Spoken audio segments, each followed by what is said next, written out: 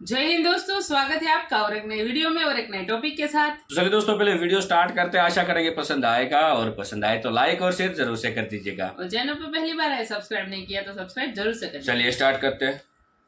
कि बलूचिस्तान के अंदर पैसा जो है मुकम्मल तौर के ऊपर सीटें बेची गई हैं। आगे चल के हम आपको बताते हैं कि 70 अरब रुपए का ये बलूचिस्तान का जो है ये सीटें बेची गई हैं 70 अरब रुपए में। तो फिर आपके जो फौजी भाई हैं वो आके ऊपर बैठ गए और फौजी भाइयों से डील करना जो है वो हमारे बस की बात नहीं। चीनी कह रहे हैं भाई, मैं नहीं कह रहा।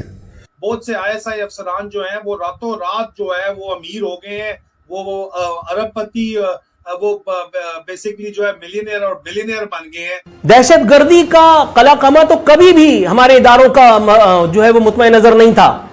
दहशतगर्दी इनको सूट भी करती है। कराची में देखिए, दहशतगर्दी ना होगी तो रेंजर्स कहां जाएगी? खाने कमाने का इतना बड़ा जरिया आप सोचें। पानी का कारोबार है, पेट्रोल पंपों पे कब्जे हैं, जमीनें बेची जा रही हैं। एक DSR बाहर से आता है, सिंध से, पंजाब से, 3 साल 2 साल में यहां से जब जाता है तो वो मिलीनियर होता है। ये बदमाशियां तो आम है। अगर ये बदमाशी ना की तो फिर वर्दी पहनने का फायदा?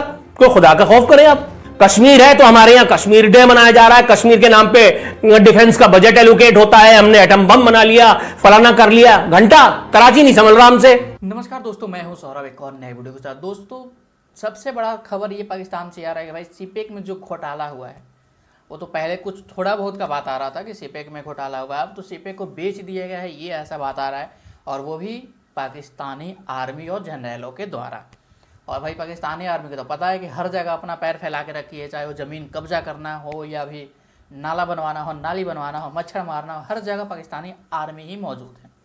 और वहाँ का भाई देश कैसे तरक्की करेगा, क्योंकि वो हर चीज़ जो आर्मी चला रही है, क्योंकि भाई वो अपने तो बेनिफिट देखता है। बात बंदा ने सही कहा कि भाई अपना कराची तो संभल नहीं रहा है, ये लोग कश्मीर लेंगे, इन्हें कश्मीर चाहिए।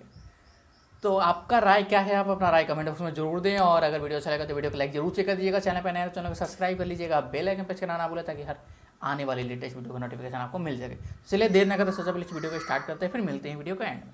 अगर हमारे ताल्लुकात आप चीन के साथ देखें तो चीन की सबसे बड़ी इन्वेस्टमेंट पाकिस्तान के अंदर नज़र आती है। और उसके अलावा मैं समझता हूँ कि पाकिस्तान सबसे ज़्यादा मकरूज़ भी चीन के हवाले से है। और चीन को सबसे बड़ा जो कंसर्न है पाकिस्तान की इकनॉमिक ग्रोथ के ऊपर, और उसमें जो रिफ़ॉर्म, हमारे माशी रिफ़ॉर्म्स नज़र नहीं आ रहे, उस पर वो वक्तन फ़वक्तन अपना कंसर्न शो करते हैं। अब तक जो CPEC है बड़ा क्रिटिकल है चाइना के लिए, और इस CPEC के अंडर तकरीबन 75,000 नौकरियां वो दे चुके हैं, और टारगेट ये है कि तकरीबन 1.75 मिलियन नौकरियां वो मज़ीद दे सकते हैं। इसमें ये कैपेसिटी मौजूद है। चाचू के इक़्तिदार के आखिरी दिनों के अंदर अमरीकी सफ़ीर ने जिस तरह ग्वादर में जाकर प्रेस कॉन्फ्रेंस की थी अपने मीडिया के साथ, उसके बाद हमारे दोस्त चीन की जमीन के ऊपर शिकनों का बरामद हो जाना एक ऑटोमेटिक बात थी, मतलब खुद ब खुद हो जानी चाहिए थी कि वो बंदे चीनियों ने मरवाए, ठीक है, ग्वादर के अंदर पैसा उन्होंने लगाया। इतना कुछ करने के बाद अब वहाँ पे जाके तो अमरीकी सफ़ीर जो है वो ये तासुर दे कि जैसे हमने ये ग्वादर फतह कर लिया और चीन से वापस ले लिया है।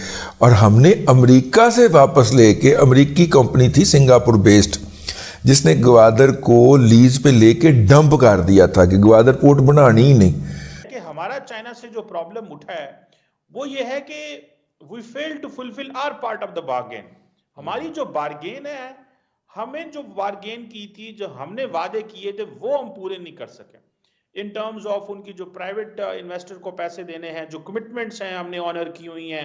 फिर डॉक्टर साहब आपको पता है बलूचिस्तान में सिक्योरिटी के मसले आ गए, चाइनीज पे अटैक्स हो रहे हैं, बहुत सारे चाइनीज की जानें चली गई पाकिस्तान के अंदर। इंटरनेशनल कम्युनिटी में चाइना के ऊपर प्रेशर आना शुरू हो गया कि भाई चाइनीज जब पाकिस्तान में मरते हैं तो चाइना कोई नहीं बोलता क्योंकि दोस्त बहुत अच्छे हैं, बाकी दुनिया में चाइना जो है वो चीजें सर पे उठा लेता है, सो एंड सो। मुझे ऐसा लगता है कि हमें इतने अच्छे दोस्त को इस तरह मजबूर नहीं करना चाहिए कि वो हमारे वो मुश्किलात में पड़ जाए। हालात पाकिस्तान के वाकई बहुत खराब हो गए। कारोबार अब यानी हो ही नहीं सकता। गजब खुदा का, हद हो गई, जुर्रत इतनी, ओफ ओफ। ये पढ़ना भैया, ये कौन साहब है, ये इनकी तस्वीर जरा पहले देख लो, चीफ जस्टिस ऑफ पाकिस्तान है, ये खबर छपी हुई है, मैं अपने घर से बता रहा हूं।